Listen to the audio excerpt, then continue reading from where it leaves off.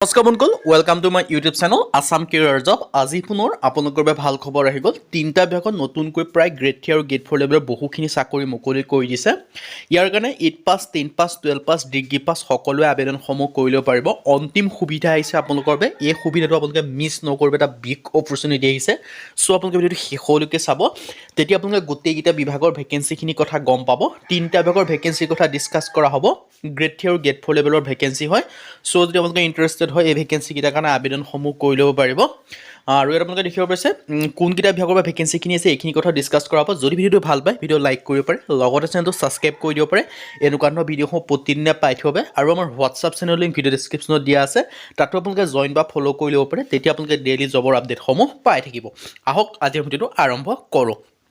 আজি যেটো প্ৰথমটো বিভাগ ভেকেন্সি মুকলি কৰিছে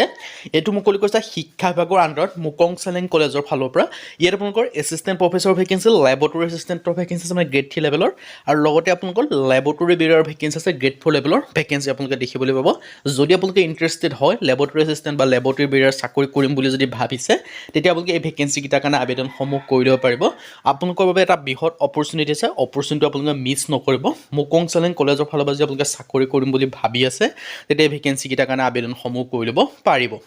আৰু ইয়াত আপোনালোকে দেখিব আছে লাষ্ট ডেটটো দিয়া আছে 3/1/2025 আপোনালোকে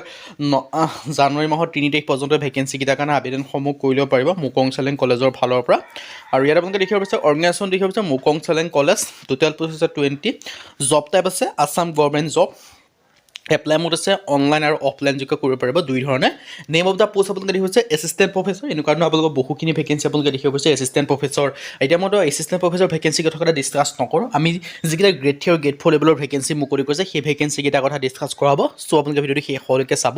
যদি আপোনালোকে আসাম গভৰ্ণমেণ্টৰ জব যদি কৰিম বুলি ভাবিছে চাকৰি কৰিম বুলি ভাবিছে তেতিয়া আপোনালোকে মুকং চেলেং যিটো কলেজ অফ ল ভেকেন্সি আছে সেইকেইটাৰ কাৰণে আবেদনসমূহ কৰি ল'ব পাৰিব প্ৰথমে আমি ল্যাবৰেটৰী এসিস্টেন্টৰ ভেকেন্সি কথা ডিসকাস কৰিছো ইয়াৰ কাৰণে বিচাৰিছে গ্ৰেজুৱেশ্যন পাছ কৰিব লাগিব যদি আপোনালোকে এইটো গ্ৰেড 3 লেভেলৰ ভেকেন্সি হয় যদি আপোনালোকে গ্ৰেজুৱেশ্যন পাছ কৰিছে বিএ বিএসসি বা বিকম হওক তেতিয়া আপোনালোকে ভেকেন্সিটোৰ কাৰণে আবেদনসমূহ কৰি ল'ব পাৰিব ল্যাবৰেটৰী বিভাগৰ ক্ষেত্ৰত চাৰিটা ভেকেন্সি এডুকেশ্যন কোৱালিফিকেশ্যন আছে মিনিমাম 8 পাছ পাছ ম্যাক্সিমামটো উল্লেখ কৰা নাই মিনিমাম 8 পাছৰ পৰা আপোনালোকে আবেদনসমূহ কৰি ল'ব পাৰিব যদি আপোনালোকে 8 পাছ কৰিছে 10 পাছ কৰিছে গ্ৰেজুৱেশ্যন কৰিছে আবেদনসমূহ কৰি ল'ব পাৰিব ইন্টাৰেষ্টেড যদি হয়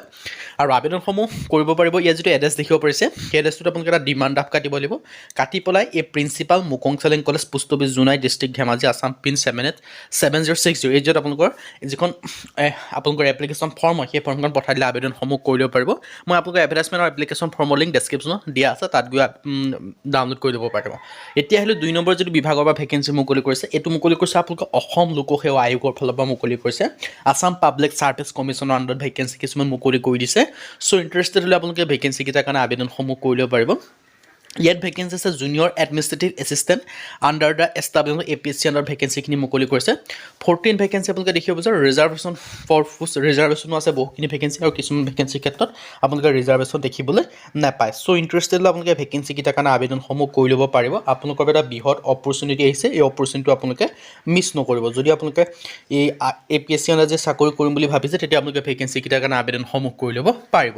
আৰু এডুকেশ্যন কোৱালিফিকেশ্যনৰ ক্ষেত্ৰত ইয়াৰ কাৰণে বিচাৰিছে মাত্ৰ গ্ৰেজুৱেশ্যন পাছ আৰু গ্ৰেড 3 লেভেলৰ ভেকেন্সি হয় আৰু যিকি বস্তু জুনিয়ৰ এডমিনিষ্ট্ৰেটিভ এছিষ্টেণ্টৰ ভেকেন্সি আছে আৰু এডুকেশ্যন কোৱালিফিকেশ্যন মই কৈছোৱে যিসকলে বিএ বিএসসি বিকম মানে গ্ৰেজুৱেশ্যন যদি সিম্পল গ্ৰেজুৱেশ্যন পাছ কৰিছে তেতিয়াও আবেদনসমূহ কৰি ল'ব পাৰিব লগতে এলিজিবিলিটি ক্ৰাইটেৰিয়াৰ ক্ষেত্ৰত 21 পৰা 38 বছৰৰ ভিতৰত হ'লে আপোনালোকে আবেদনসমূহ কৰিব পাৰিব লগতে আপোনালোকে এজ ৰিলেক্সেশ্যনসমূহ লাভ কৰিব এছচি ক্ষেত্ৰত 5 বছৰকৈ লাভ কৰিব ওবিচি ক্ষেত্ৰত 3 বছৰকৈ লাভ কৰিব পিডব্লিউবিডিৰ ক্ষেত্ৰত আপোনালোকে 10 বছৰকৈ এজ ৰিলেক্সেশ্যনসমূহ লাভ কৰিব পাৰিব আৰু ইয়াত আপোনালোকৰ এপ্লিকেশ্যন ফিজ মাত্ৰ 47 টকা 20 পইচা হয় সো ইন্টাৰেষ্টেড হ'লে আপোনালোকে ভেকেন্সি কেইটাৰ কাৰণে আবেদনসমূহ কৰি ল'ব পাৰিব বেছি আপোনালোকৰ এপ্লিকেশ্যন ফিজ দিয়াৰ প্ৰয়োজন নাই আৰু চিলেবাছটো আপোনালোকে দেখিব পাৰিছে জেনেৰেল ইংলিছৰ আহিব জেনেৰেল আছামিজ অল্টাৰনেটিভ ইংলিছৰ এক্সাম হ'ব আছামিজ বা ইংলিছ আপোনালোকে কোনোবা এখন ল'ব পাৰিব আৰু প্ৰেচেছ ৰাইটিং ড্ৰাফটিং জাৰ্নেল নলেজ এনেকুৱা পৰা আপোনালোকৰ কুৱেশ্যনসমূহ আহিব আপোনালোকে ডিটেইলছ চিলেবাছ চাই ল'ব পাৰিব যদি ইণ্টাৰেষ্টেড হয় যদি এপিএছচি লেভেল যদি আপোনালোকে চাকৰি কৰিম বুলি ভাবিছে ভেকেন্সি কেইটাৰ কাৰণে আবেদনসমূহ কৰি ল'ব পাৰিব আৰু যিটো আবেদনসমূহ আপোনালোকে যিটো এপিএছচি অফিচিয়েল ৱেবছাইট আছে তাত গৈ আপোনালোকে আবেদনসমূহ ধুনীয়াকৈ কৰি ল'ব ডিটেইলছ চিলেবাছ আপোনালোকে পাই যাব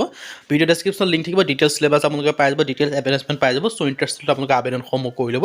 পাৰিব আজিৰ ভিডিঅ' মানে যদি ভিডিঅ' ভাল হ'লে লাইক কৰিব পাৰে লগৰ চেনেলটো ছাবস্ক্ৰাইব কৰি দিব পাৰে এনেকুৱা ধৰণৰ ভিডিঅ'সমূহ প্ৰতিদিনে পাই থাকিব আজিলৈকে আপুনি লগ পাম